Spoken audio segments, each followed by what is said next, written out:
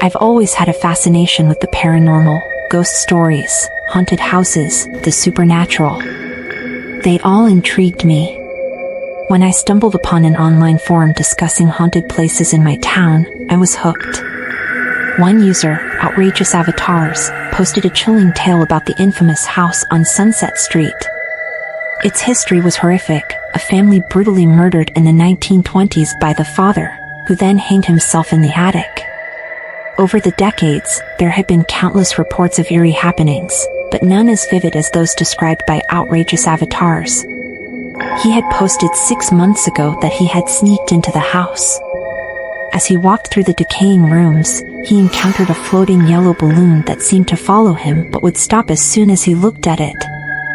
He also mentioned a sudden metallic taste running in his mouth, feeling ticklish in the first-floor bedroom, and many other things.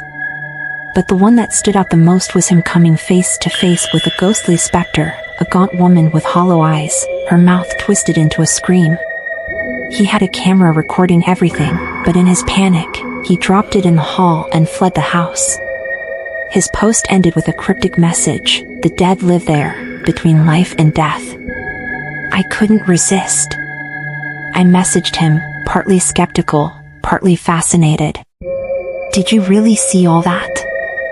"That and much more," he replied. We texted for a week, flirting a bit, sharing a mutual love for the macabre. Then, one day, he invited me to explore the haunted house with him, and I agreed. When I arrived at Sunset Street, dusk had settled. I waited outside for him, but I guess he was running late.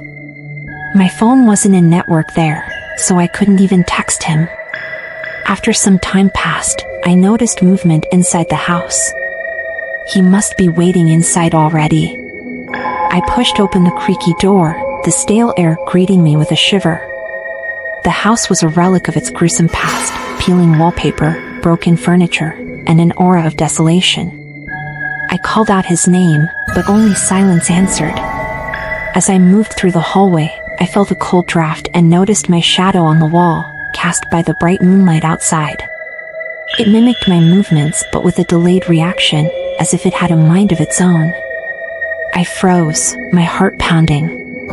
This is insane. I forced myself to continue. In the dining room, the temperature dropped sharply. My breath fogged in front of me, and a metallic taste overwhelmed my mouth. Suddenly, I saw it, a yellow balloon floating towards me, eerily silent. My pulse quickened as it hovered, following my every step, yet when I looked at it, it stopped. I turned a corner and entered what must have been the children's room. Old toys were scattered across the floor, and I heard a faint giggle and then the sound of a ball bouncing. I spun around, but there was nothing.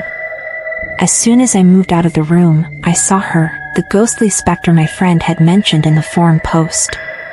She stood on the stairway, hollow eyes, pale skin, and a deformed, broken jaw like it had been shot by a bullet.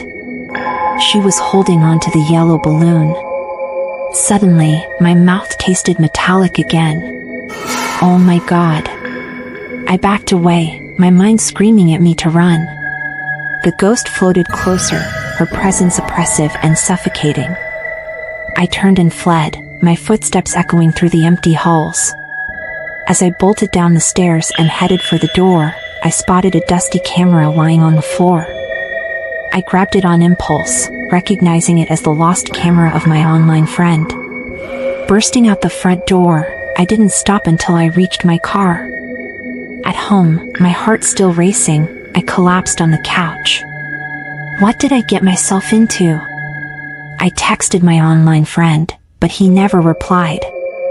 That night, curiosity overcame me, and I charged the camera. It still worked. There were videos of the house, empty rooms, broken windows, stairways. The first few were uneventful, but then I found one, grainy and dark. It showed the interior of the house, but the camera shook as if the person holding it was running. Suddenly, it fell to the ground, and a shadowy figure appeared, the same jawless woman I had seen. The video ended abruptly with a blood-curdling scream of a boy. At exactly that moment, My phone buzzed. There was a message from Outrageous Avatars. I found my liberation. Thank you. Chills ran down my spine as I realized I had been talking to a dead boy this whole time.